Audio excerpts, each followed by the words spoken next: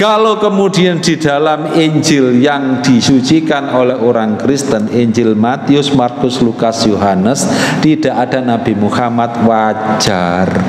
Sebab menurut 76 pakar perjanjian baru terkemuka yang tergabung dalam lembaga penelitian Jesus Seminar, 82% ayat-ayat Injil, yaitu Matius, Markus, Lukas, Yohanes, yang katanya itu adalah ucapan dan perbuatan Yesus, ternyata bukan. Ya, bukan dari ucapan dan perbuatan Yesus. Ya jelas nggak ada.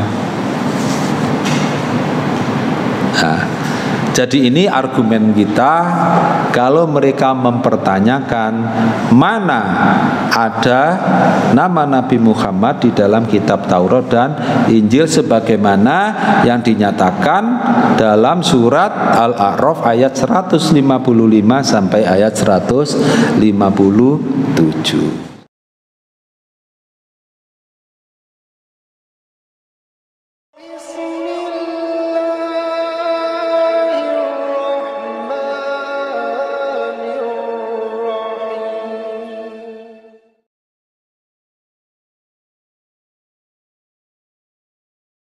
Antara Injil-Injil itu, ya, Injil Thomas, Injil Barnabas, Injil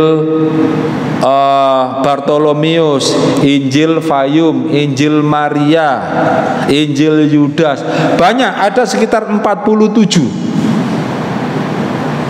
ya, yang semacam Injil itu. Dan itu ada yang meragukan dekrit itu dikeluarkan oleh Paus Gelasius, karena ternyata ada naskah yang disebut dengan Decretum Gelasianus itu dinyatakan baru ditulis tahun 550 Masehi. Ya, 550 Masehi. Sedangkan Paus Gelasius itu wafat tahun 496 Masehi. Tapi yang menjadi pertanyaan dari para ilmuwan adalah dekrit yang mencantumkan Injil Barnabas yang ditenggarai, anggap aja ditenggarai, ditulis tahun 550 Masehi, ternyata sampai sekarang ya, itu mereka tidak tahu manuskrip yang ditulis pada abad kedua, pertama, kedua, ketiga Masehi. Mereka nggak tahu. Nah, tapi dekritnya kan muncul. Ada Injil Barnabas yang katanya tahun 550 Masehi. Sedangkan Nabi Muhammad lahir tahun 571. Nah, saat itu ya di Ensiklopedia Britannica itu menyebutkan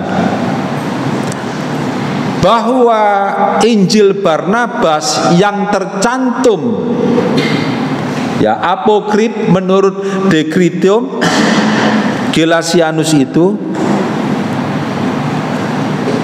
tidak tahu isinya seperti apa. Yang kemudian ya, sekitar abad ke-18 Masehi ditemukan manuskrip Injil Barnabas. Ya, manuskrip Injil Barnabas. Tetapi kemudian dari pihak Kristen itu menyatakan yang menulis Injil Barnabas itu adalah orang Islam, ditulis pada abad ke-13 Masehi. Menurut mereka begitu.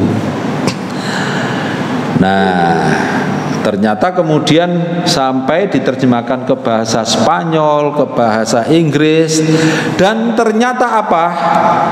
Pada tahun 2004, ya 2004 berarti 20 tahun yang lalu, manuskrip Injil Barnabas ditemukan dan sekarang ada di museum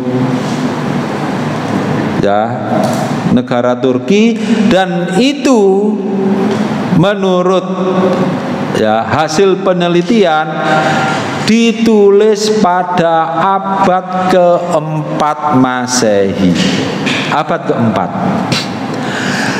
Sehingga kemudian kalau sebelum tahun 2004 ada tuduhan bahwa Injil Barnabas ditulis oleh orang Islam, ternyata terbantahkan. Dan mengapa sih ya Injil karangan Barnabas ini dilarang beredar? Disebabkan di situ diantaranya adalah di beberapa halaman tertulis nama Nabi Muhammad SAW.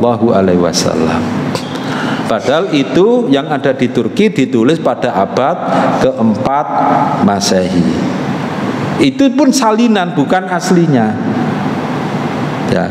Sedangkan Nabi Muhammad lahir pada abad ke-6 Masehi, selisih 2 abad. Nah, kalau kemudian di dalam Injil yang disucikan oleh orang Kristen, Injil Matius, Markus, Lukas, Yohanes, tidak ada Nabi Muhammad, wajar. Sebab menurut 76 pakar perjanjian baru terkemuka yang tergabung dalam lembaga penelitian Jesus Seminar, 82% ayat-ayat Injil yaitu Matius, Markus, Lukas, Yohanes yang katanya itu adalah ucapan dan perbuatan Yesus ternyata bukan. Ya, bukan dari ucapan dan perbuatan Yesus. Ya jelas nggak ada. Nah, jadi ini argumen kita kalau mereka mempertanyakan mana ada nama Nabi Muhammad di dalam kitab Taurat dan Injil sebagaimana yang dinyatakan dalam surat Al-A'raf ayat 155 sampai ayat 157.